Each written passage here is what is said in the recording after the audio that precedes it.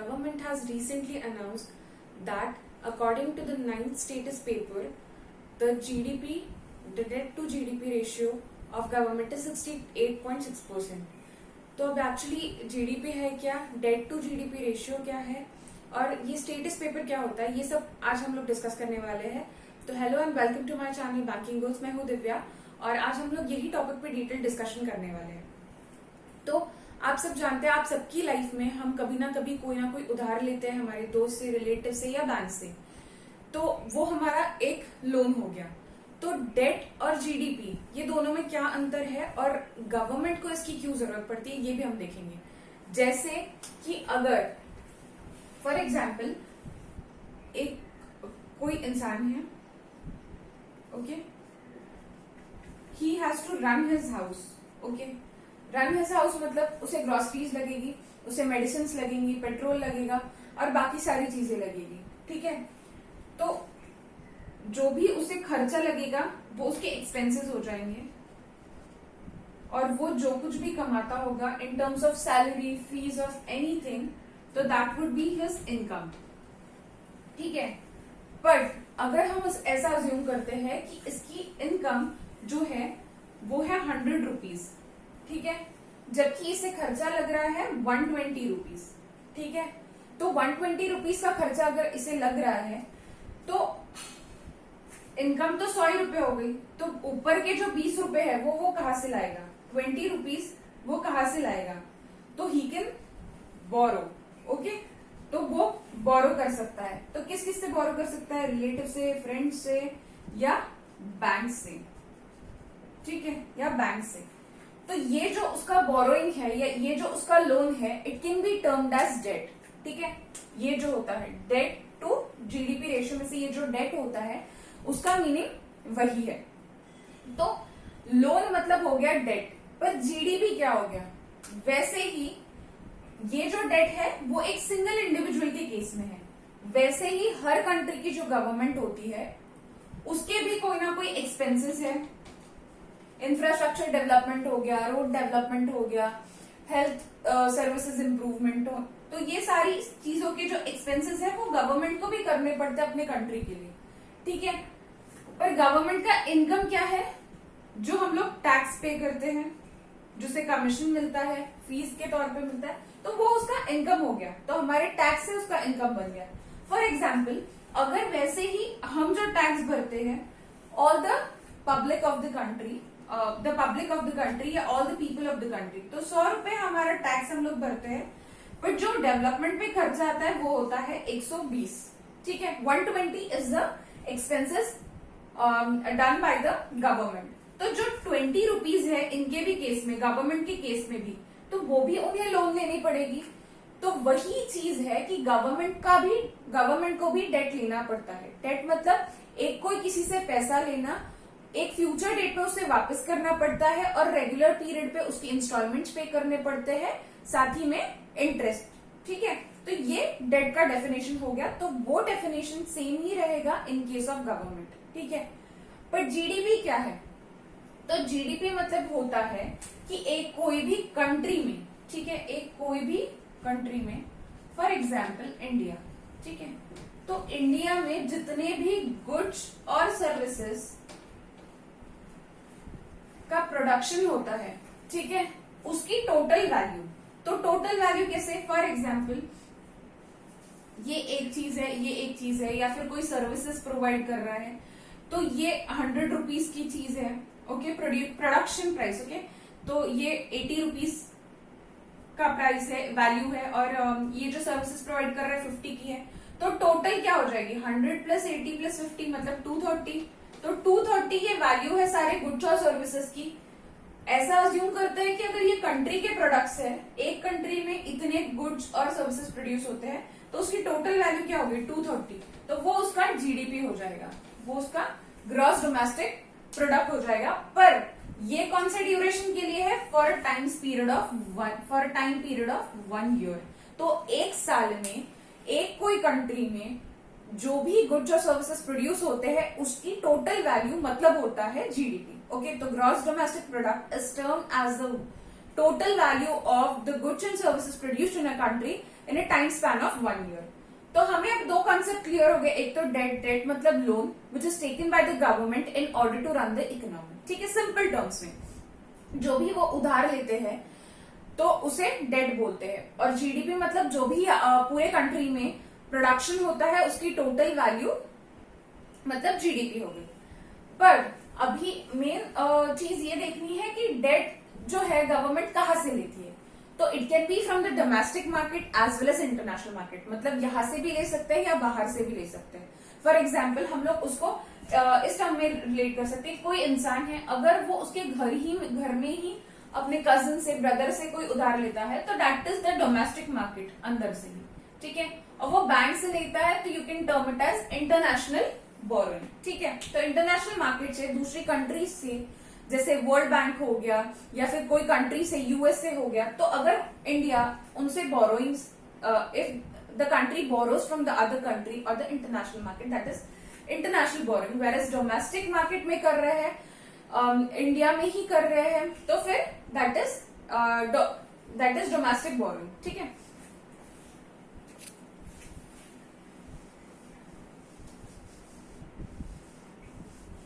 Next concept क्या है,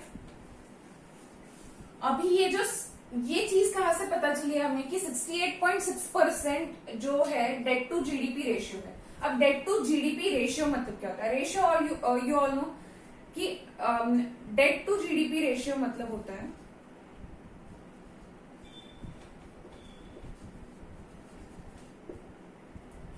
कि गवर्नमेंट डेट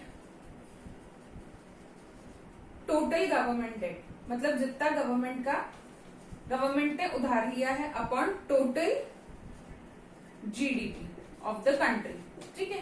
तो कोई साल में जो गवर्नमेंट का पूरा जो वो डेट लेता है उसका डिवाइडेड बाय टोटल जीडीपी, मतलब जितना प्रोडक्शन का वैल्यू बनता है टोटल एक साल में वो, तो ये दोनों का जो रेशियो है वो 68.6% है। तो ये हमें पता चला है, तो ये हमें अगर पता चला है तो ये हमें कहीं से पता चला होगा, तो वो हमें पता चला है 9th paper of the series में। अभी 9th paper of the series क्या है, या स्टेटस ऑफ द गवर्नमेंट, ठीक है। कैसा है कि इन द ईयर 2010, ठीक है, 2010 में एक सीरीज शुरू की गई थी जो ये 9th पेपर है, तो 2010 में इसका स्टार्टिंग हुआ था, 2019 में ये 9th पेपर है। तो ये जो पेपर होता है, पेपर की ये सीरीज है, इसका मतलब ये एक स्टेटस प्रोवाइड करता है, स्टेटस है गवर्नमेंट का, ठीक है, ये स्टेटस है गवर्नमेंट का जिसमें जो गवर्नमेंट की बोरोइंग्स है उसके बारे में बताया जाता है, मतलब डेट के बारे में बताया जाता है या डेट टू जीडीपी के रेशियो के बारे में बताया जाता है। तो 2010 में इसकी शुरुआत हुई, हर साल पब्लिश करते हैं। तो ऐसा बताया गया है कि इन द ईयर 2019, ठीक है, इन द ईयर 2019 में जो ये ईयर्स होते हैं 2018-19, ठीक है, 2018-19 फाइनेंशियल ईयर में ये पूरे साल में, मतलब स्टार्टिंग फ्रॉम 1 अप्रैल 2018 टू 31 मार्च 2019, ये पूरे साल में गवर्नमेंट का डेट टू जीडीपी रेशियो क्या रहा है उसके बारे में ये रिपोर्ट में बताया जाता है। तो इस साल मतलब जो 2018-19 का जो स्टेटस पेपर है वो 9th पेपर है सीरीज का, ठीक है। तो जो सीरीज 2010 में शुरू हुई थी 2019 में, ये 9th पेपर है सीरीज का। अभी हम लोग आगे डेटा देखेंगे, ठीक है। तो 2017-18 में जो डेट टू जीडीपी रेशियो था वो 45.8% था, ठीक है, जो वो 45.8% था। तो कैसे निकाला होगा, फॉर एग्जाम्पल अगर डेट है गवर्नमेंट का 100, ठीक है, ये करोड़ वगैरह जो भी होगा 100 लाख करोड़ वगैरह, और जो जीडीपी है वो है फॉर एग्जाम्पल 120, ठीक है, वो है 120 इंटू 100 कर देंगे, ठीक है। तो जो भी आंसर आएगा, ठीक है, जो भी आंसर आएगा वो होगा परसेंटेज, इस तरीके से निकलेगा वो, तो एक कोई डेट होगा, डेट की टोटल अमाउंट होगी, वैसे ही जीडीपी की टोटल अमाउंट होगी, उसको डिवाइड करेंगे, परसेंटेज निकालेंगे, तो हमारा जो भी परसेंटेज है वो निकल जाएगा। तो 2017-18 में जो पेपर, जो स्टेटस पेपर निकला था, उसके हिसाब से 45.8% जो है गवर्नमेंट का डेट टू जीडीपी रेशियो है, ठीक है। पर ये सिर्फ सेंट्रल गवर्नमेंट का है, ये सिर्फ सेंट्रल गवर्नमेंट का है। तो 2018-19 में वो 45.7% हो गया, ठीक है। तो 17-18 में 45.8% था, 18-19 में 45.7% था। मतलब कितना ड्रॉप हुआ, गिरावट कितनी थी, 0.1% की, ठीक है। तो 45.7% मतलब 86.73 लाख करोड़ था, ठीक है, 86.73 लाख करोड़ था। इन द सिमिलर वे 2017-18 में जो डेट टू जीडीपी रेशियो था, including central as well as state का डेटा, सेंट्रल प्लस स्टेट का डेट टू जीडीपी रेशियो, ठीक है, इंक्लूडिंग, इसमें दोनों है।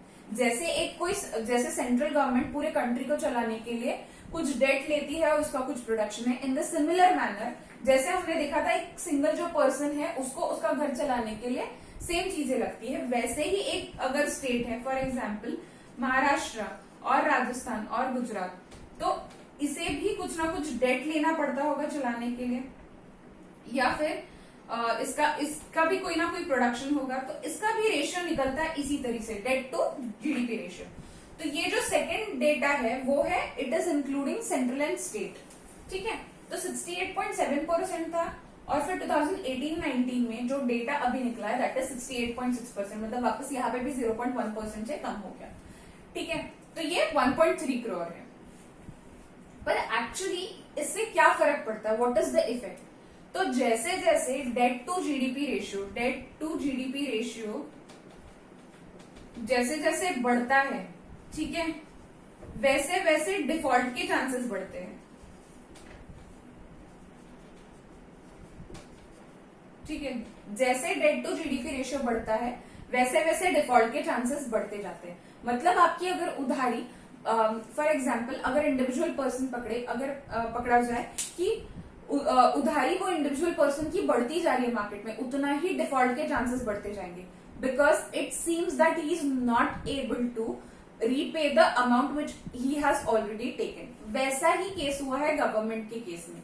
कैसा हुआ है कि उसकी पहली, फॉर एग्जाम्पल उधारी अगर गवर्नमेंट की 100 करोड़ थी, तो अभी वो बढ़ के 120 करोड़ हुई। ये बहुत कम है, बहुत ज्यादा है उनकी, तो 120 करोड़ हो गई है। तो इसका मतलब ये पहले के 100 करोड़ तो पे नहीं कर पाए, वापस से इनको लेना पड़ रहा है। दिस मीन्स डिफॉल्ट के चांसेस बढ़ते हैं। ऐसा होता है कि जैसे जैसे ये डेट टू जीडीपी रेशियो बढ़ता जाता है, वैसे ही वैसे मार्केट में पैनिक क्रिएट होता है कि कंट्री डिफॉल्ट करने के चांस में है, ठीक है।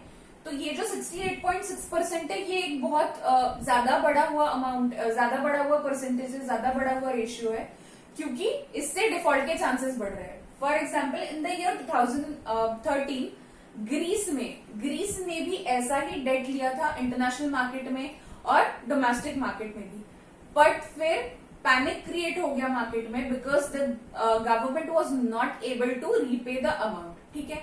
वो रीपे कर ही नहीं पाए, इसीलिए मार्केट में एक तो फर्स्ट थिंग रेपुटेशन भी खराब हुई, एंड सेकेंड थिंग इज कि पैनिक भी क्रिएट हुआ। तो nobody was interested to invest in Greece then, ठीक है। तो इस वजह से इससे फर्क पड़ता है। Next is currency risk. तो अगर फॉर एग्जाम्पल एक्सटर्नल डेट जो है, ठीक है, 2.7% है जीडीपी का, ठीक है। एक्सटर्नल डेट मतलब जो इंटरनेशनल मार्केट से बोरोइंग ली गई है गवर्नमेंट की, वो पूरे टोटल जीडीपी के, मतलब जितना प्रोडक्शन है उससे 2.7% है, बाहर हमको इंटरनेशनल मार्केट में रीपे करना है। तो उससे क्या फर्क पड़ता है? फॉर एग्जाम्पल अगर आज की डेट में इन the month of June government कुछ डेट लेती है, फॉर एग्जाम्पल 100 रुपीज, ठीक है।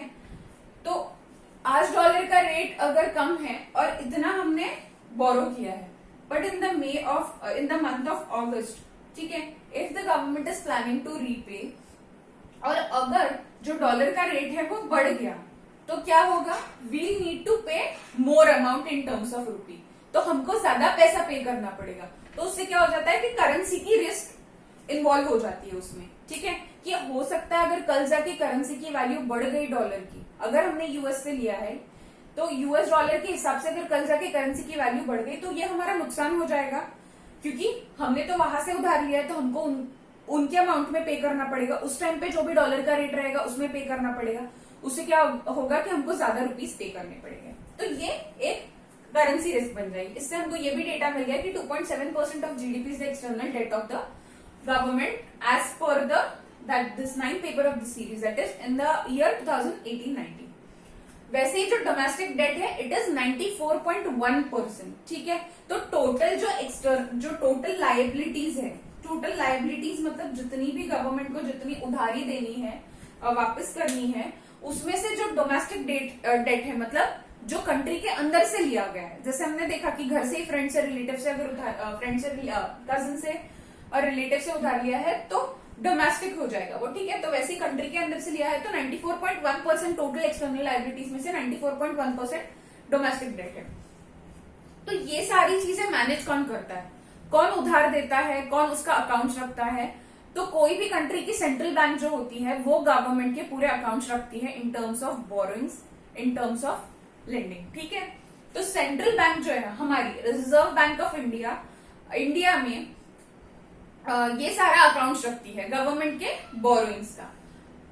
उसी में पब्लिक डेट ऑफिस होता है, ठीक है। रिजर्व बैंक ऑफ इंडिया का एक डिपार्टमेंट है पब्लिक डेट ऑफिस, वो पूरा इसका मेंटेनेंस करता है, ठीक है। गवर्नमेंट के पूरे बोरोइंग्स का अकाउंट रखता है।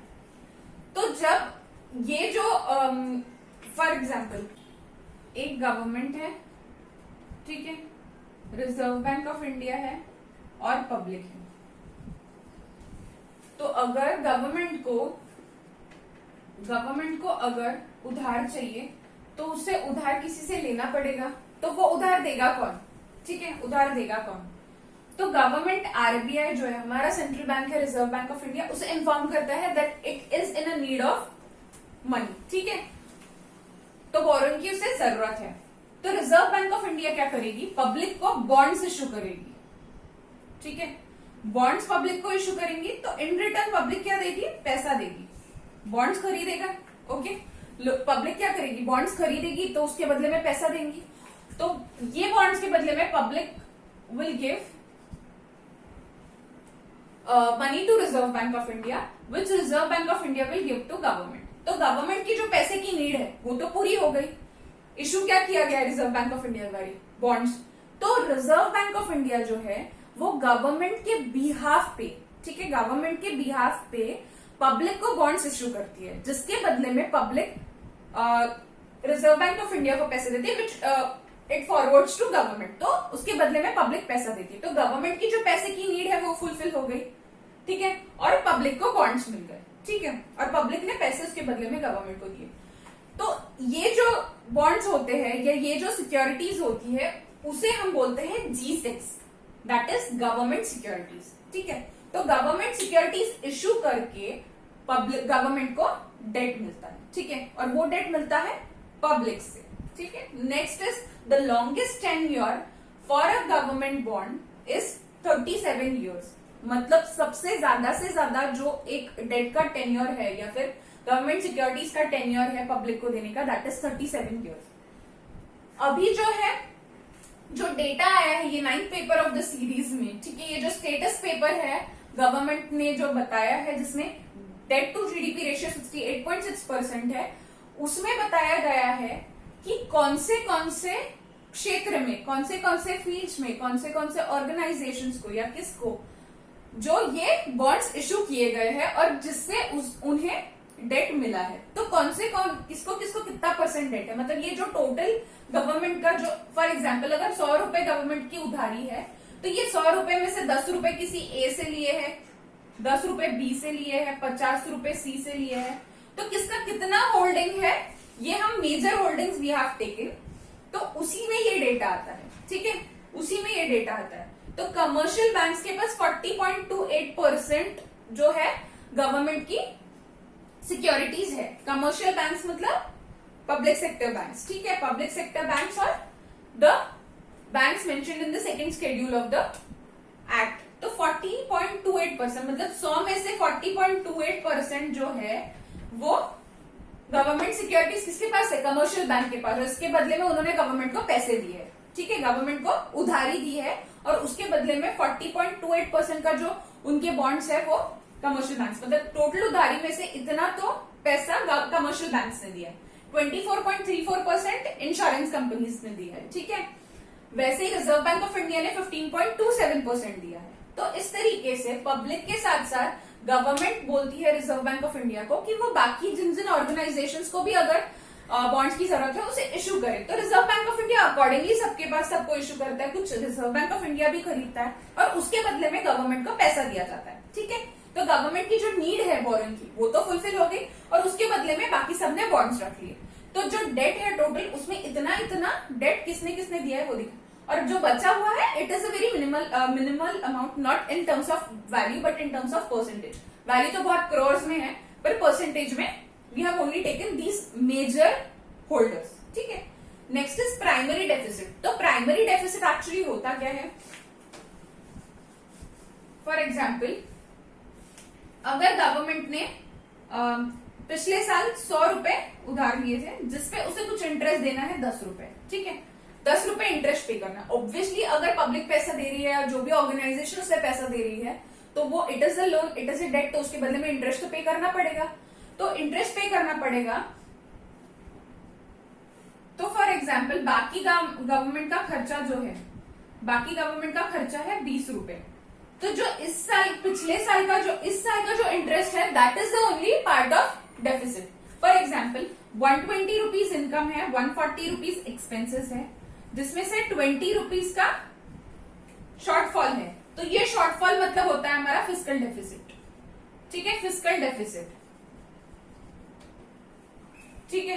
तो ये एक्सपेंसेस में अगर 10 रुपए जो है वो पिछली बोरोइंग्स मतलब पहले जो 2010 से वगैरह जो बोरोइंग्स लेते जा रहे हैं जो चुकाए नहीं अभी, अगर वो पुराने साल के बोरोइंग्स पे जो इंटरेस्ट पेमेंट होता है तो वो ये 10 रुपए है। तो ये 10 रुपए जब हम माइनस कर देंगे, ये 10 रुपए जो हम माइनस कर देंगे उसमें से -10, तो ये जो बचा हुआ 10 रुपए दैट इज प्राइमरी डिपॉजिट, ठीक है। अगर पुरानी जो बोरोइंग्स है उसमें उसपे जो हम लोग जो गवर्नमेंट इंटरेस्ट पे कर रही है वो हटा देंगे तो फिस्कल डेफिसिट में से जो बचा हुआ डेफिसिट रहेगा वो 10 रुपए वो प्राइमरी डिपॉजिट डेफिसिट है जो इस साल के बोरोइंग्स पे किया जा रहा है। जो 10 रुपए ऑलरेडी पिछले बोरोइंग्स पे किया जा रहा है वो फिस्कल डेफिसिट में से माइनस कर देंगे तो हमें प्राइमरी डेफिसिट मिल जाएगा। Next is world bank. World bank का इन सब में क्या सीन है, कोई भी कंट्री का डेट टू जीडीपी रेशियो है वो सब वर्ल्ड बैंक रेगुलर बेसिस पे देखते रहती है।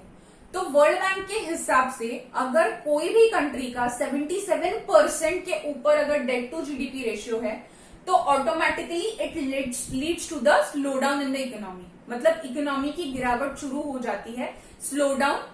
तो उनका एक कोई क्राइटेरिया है कि इतना अगर परसेंट हो रहा है विद एवरी राइज, मतलब 77% है उस पर अगर 2% का राइज हो रहा है तो 2% की ग्रोथ कम होने वाली है, 2% से इकोनॉमिक स्लो डाउन होने वाला है। तो ये अलग अलग क्राइटेरिया वर्ल्ड बैंक रखती है उसके हिसाब से कि अगर डेट टू जीडीपी रेशियो अगर वो बढ़ते जा रहा है इसका मतलब it is going to lead to the economic slow down of that country. तो इसीलिए गवर्नमेंट को ये डेट टू जीडीपी रेशियो है उसे कम से कम रखने की कोशिश करता है गवर्नमेंट, पर जो है वो बढ़ रहा है। लाइक 17-18 में वो 68.7 था पर 0.1 से कम हुआ है जो कि ज्यादा कम होना चाहिए। तो ये सब कुछ डिटेल में था डेट टू जीडीपी रेशियो।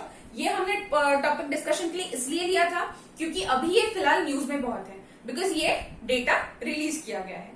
तो thank you so much for watching the video guys. मेरे वीडियो को जरूर लाइक करें, चैनल को सब्सक्राइब करें, ज्यादा से ज्यादा शेयर करें। Thank you so much.